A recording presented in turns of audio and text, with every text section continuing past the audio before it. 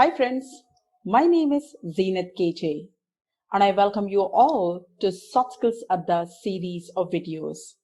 In this video, we're going to talk about do's and don'ts of resume writing. So let's get started. First, let's talk about the do's in resume building. The first point what I have for you is length. Usually people ask me this question, ma'am, when it comes to writing a resume, I just don't understand what should be the length of a resume. Should it be 1 page, 2 pages, 3 pages? How do I decide this? As you are a fresher, and especially if you are a BA, BCom, BSc, BBA graduate, I would not suggest you to go beyond 1 page resume. And if you are an MBA graduate or an engineering graduate, then I would suggest you to go max to max with 2 pages resume. Why?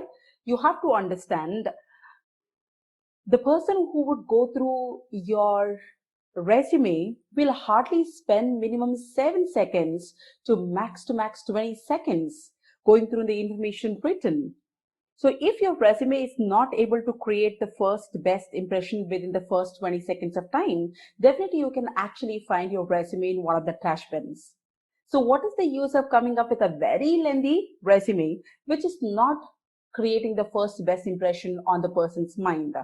So from this perspective, it's always good to come up with either a 1 page resume or max to max a 2 pages resume. Second, colors. Friends, resumes are considered professional documents. I don't know whether you have noticed this or not.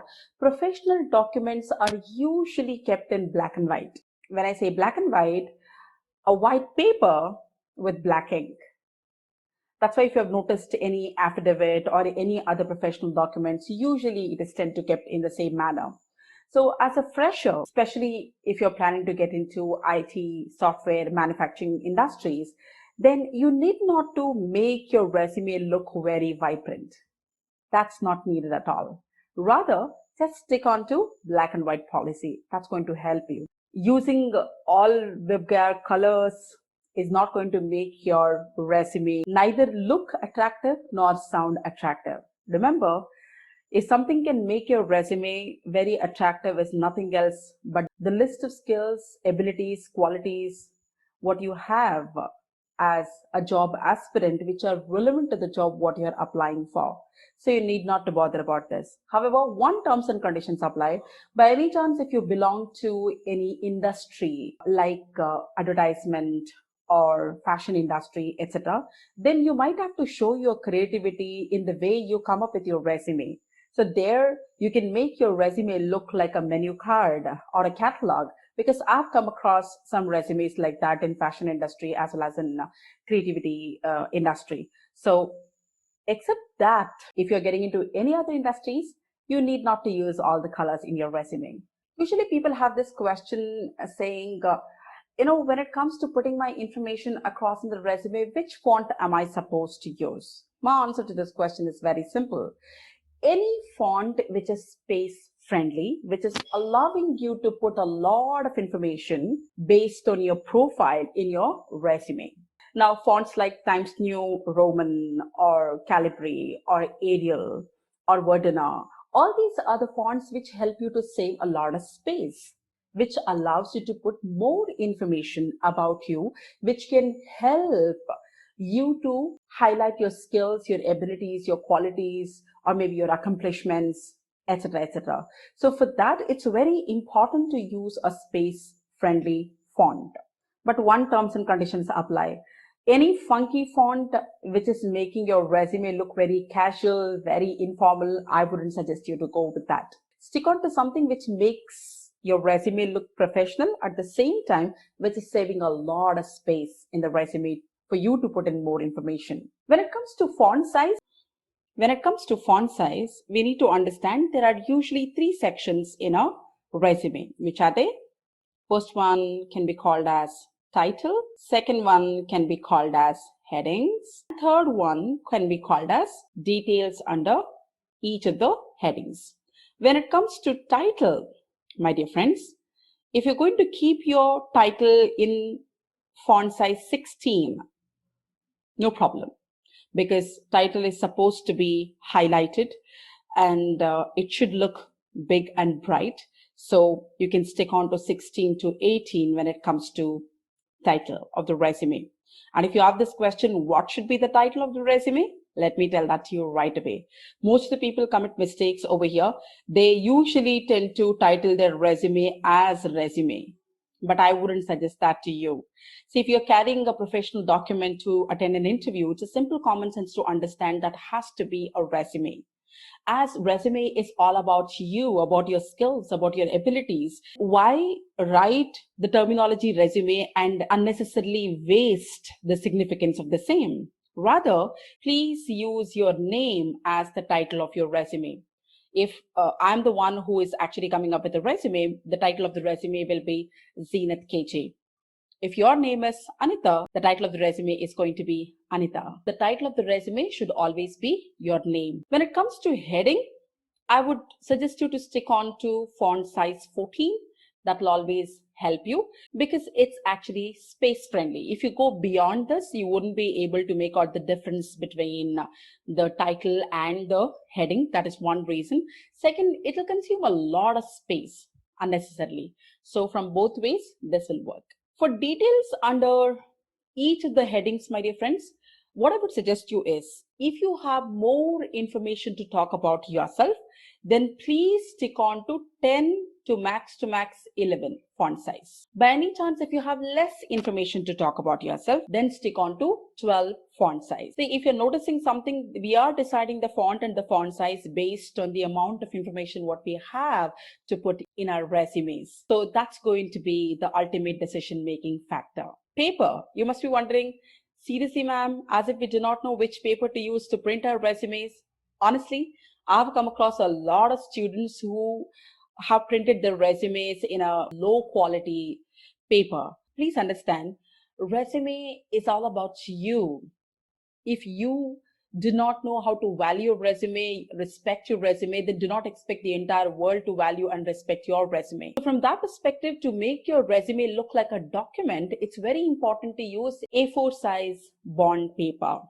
Usually A4 size bond papers will be thicker than the normal A4 size sheets. So I would always prefer you to go with this. In terms of the color also, people ask me this question, which color I should use. Either you can go with milky white or you can go with half white. Both of them are absolutely fine. Okay, if you ask me out of these two, which one would you choose? I would go with half white paper. I would prefer to go with half white paper to make it look like a document. Power words.